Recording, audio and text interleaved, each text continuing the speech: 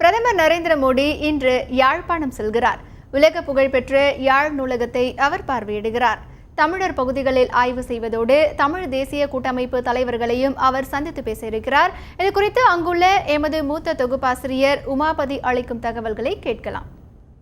இந்திய பிரதமர் நரேந்திர மோடி கடந்த 2 நாட்களாக, அதாவது நேற்றும் இன்றும் இலங்கையில் அரசுமுறை பயணம் மேற்கொண்டு வருகிறார். நேற்று அவருக்கு சிவப்பு கம்பள வரவேற்பு அளிக்கப்பட்டது. அந்நாட்டு ஜனாதிபதி மைத்ரிபால சிறிசேனாவை அவர் சந்தித்து பேசினார். மேலும் இரு நாட்டு அதிகாரிகளும் பல்வேறு கிட்டத்தட்ட 4 ஒப்பந்தங்களில் கையெழுத்திட்டிருக்கின்றனர்.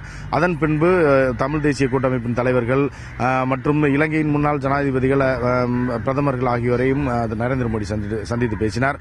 இன்று முதல் முறையாக ஒரு இந்திய பிரதமர் யாழ்ப்பாணம் வருவது இதுதான் முதல் முறை. இன்று நரேந்திர மோடி யாழ்ப்பாணம் வருகிறார். யாழ்ப்பாணத்தில் குறிப்பாக தமிழர்களின் பாரம்பரிய அடையாளமாக கருதப்படும் பொது நூலகத்தை அவர் பார்வையிடுகிறார். இந்த நூலகம் 1981ஆம் ஆண்டு இன வெறியர்களால் தீ வைத்து கொளுத்தப்பட்டது. மேலும் 3 நாட்கள் நடந்த தாக்குதலில் முற்றிலுமாக எரிந்து ஒரு கூடு போன்ற காட்சிக்கு மாறிவிட்டது.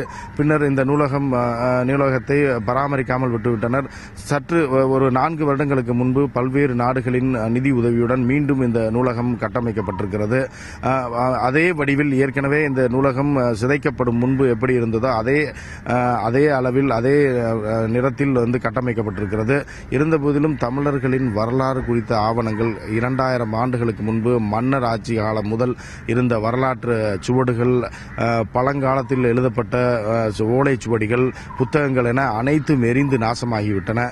அதற்கு வேறு வழி இல்லை, அதை மீட்டெடுப்பதற்கு வேறு வழி இல்லை. இருந்த போதிலும் கிடைத்த, அதாவது மீதமுள்ள அந்த புத்தகங்களை வைத்து இந்த நூலகம் மீண்டும் செயல்பட துவங்கி இருக்கிறது. இந்த நூலகத்திற்கு தான் இன்று நரேந்திர மோடி வருகிறார். நரேந்திர மோடி வருகையை முன்னிட்டு பலத்த போலீஸ் பாதுகாப்பு போடப்பட்டிருக்கிறது. யாழ்ப்பாணம் நகர் முழுவதும் போலீசார் குவிக்கப்பட்டிருக்கிறார்கள். அவர்கள் பாதுகாப்பு பணியில் ஈடுபடுத்தப்பட்டிருக்கிறார்கள். இன்று பிற்பகல் சரியாக 1 மணி அளவில் நரேந்திர மோடி இந்த நூலகத்தை பார்வையிட வருகிறார். தந்தி செய்திகளுக்காக யாழ்ப்பாணத்திலிருந்து கேமரா பர்சன் லூகா சாம்குமாருடன் உமாபதி கிருஷ்ணன்.